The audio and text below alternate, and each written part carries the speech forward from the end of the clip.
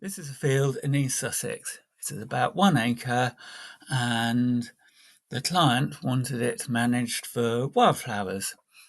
Over the years, it had become very overgrown as it hadn't been managed for quite some time. The overgrown grass developed into a thick mat of grass.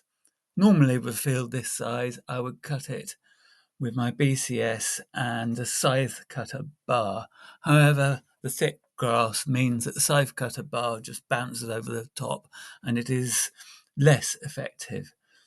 So I opted for the flail mower.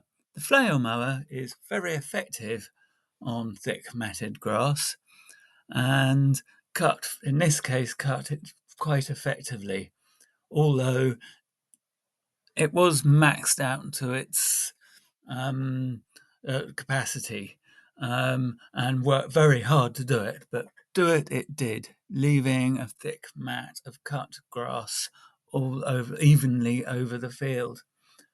Um, but the effect was very pleasing, and I was satisfied with the job.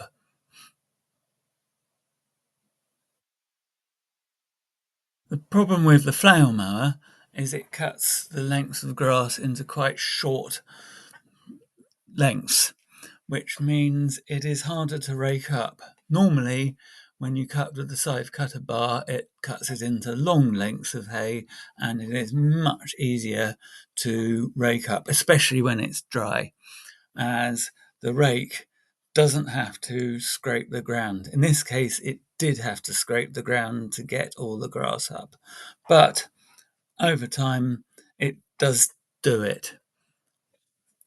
In this case, I worked out that if you do larger windrows by going up and down 3 or 4 times, it makes very effective windrows, with quite gathering up the grass in a very satisfying way.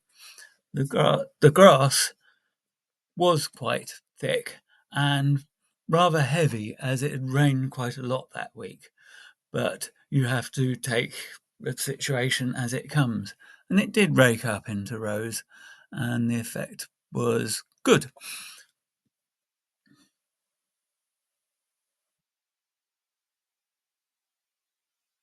This took about 4 hours and worked very effectively.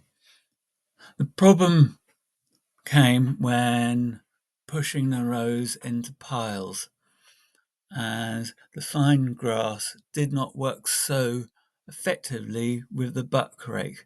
With looser hay, dry hay, you can push quite a lot of grass into piles, but in this case, the grass was the thick, wet grass was very difficult to rake, and quite often it just bounced over the top.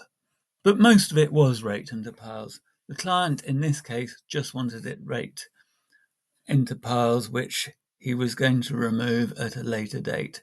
I would say about 90% was raked into piles this way. The rest had to be removed by hand, which was quite a lot of hard work over this large field.